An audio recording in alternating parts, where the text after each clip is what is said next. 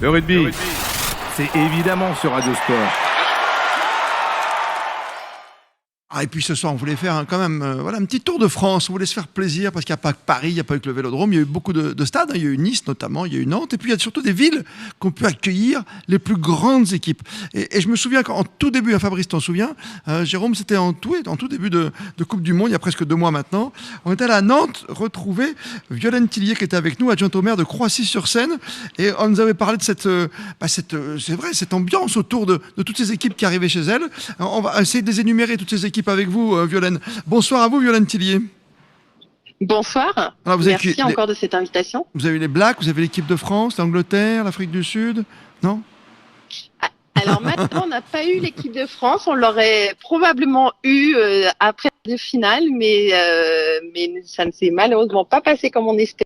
Alors on a eu en effet après l'équipe du Tonga, on a eu l'Afrique du Sud, puis les All Blacks et pour finir l'Argentine. Ah ben voilà, c'est quand même pas mal. Ça veut dire que vous en avez 3 sur 4?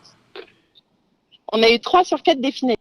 Ça, c'est fort quand même. C'est un beau pari. Hein. Ça veut dire qu'ils étaient tous logés chez vous. Comment ça se passe avec l'État français, avec le World Rugby Cup?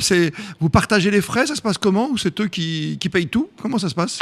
Alors, concernant les îles, c'est eux qui payent tout, dans le sens où c'est eux qui réservent des hôtels et qui s'occupent de la logistique. D'accord. Par contre, c'est à la charge des mairies une bonne partie de la sécurité et tout l'état du terrain qui doit être maintenu tout au long de la Coupe du Monde. Et comme nous, on a eu une première équipe qui était de Tonga, puis on était dans les 4 villes finalistes, on a dû donc maintenir notre terrain jusqu'au bout. Ah, c'est génial. Je pense que toute la ville a dû jouer le jeu. Il n'y a pas quelques grincheux comme pour l'arbitrage avec l'équipe de France, non? Alors, toute la ville a joué le jeu, surtout qu'on a pu concilier à la fois des moments de fête aussi culturels liés au rugby et au sport. Maintenant, vous avez toujours des gens qui trouvent dommage qu'on ferme l'espace parce que pour pouvoir les accueillir, oui. j'ai malheureusement dû prendre la décision de faire l'espace.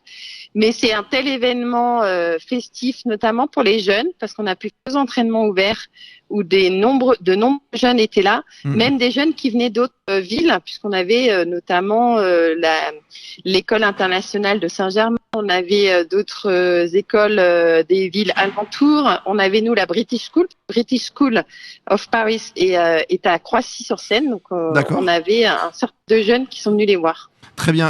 À chaque fois, ça se passe bien? C'est-à-dire que même avec la municipalité, vous avez pu les recevoir à l'hôtel de ville, à la mairie? Non, alors il y avait des protocoles sécuritaires très importants.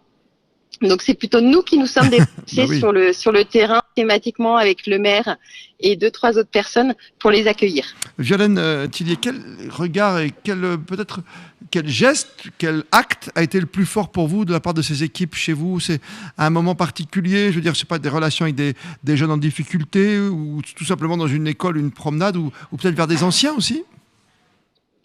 Alors, pour moi, ça a été 2 choses. La première, ça a été la cérémonie d'accueil de l'équipe du Tonga, où le Tonga nous a fait un chant qui est très fort et qui a marqué un certain nombre de personnes de Croatie. Et comme on l'a fait dans le parc de la ville, c'était ouvert à tout le monde. D'accord. Et le deuxième moment fort, c'est en effet lors de l'entraînement ouvert où on a pu accueillir à la fois des jeunes, mais aussi notre centre handicapé qui est à côté. Bien sûr. Et donc les voir s'émerveiller, voir les rugbyman s'entraîner, c'était un chouette moment.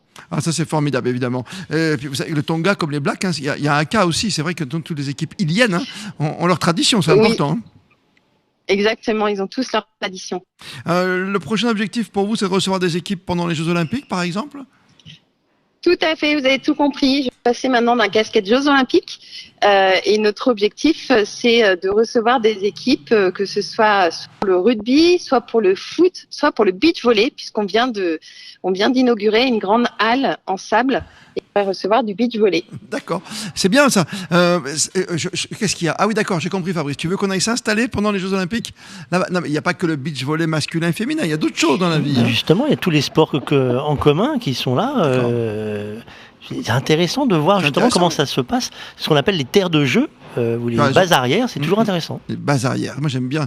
C'est vrai. En plus, terre de jeu, c'est très vaste, puisque ça ne veut pas dire uniquement recevoir des équipes. Nous, c'est ce qu'on espère en effet, mais c'est aussi vivre les Jeux Olympiques avec nos écoles. Nous, ça fait 2 ans qu'on est considéré terre de jeu et 2 ans qu'on fait vivre les Olympiades à nos écoles, notamment par la semaine olympique et aussi par nos associations sportives, puisque lors des fêtes de la fête du sport, on a toujours un thème olympique qui est lié.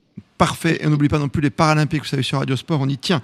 Merci 1000 fois, Violaine Nous Thibault. aussi, on y tient. J'imagine. Adjointe au maire de Croissy-sur-Seine qui a quand même reçu, applaudissements quand même, qui a quand même reçu 3 des 4 finalistes de la Coupe du Monde.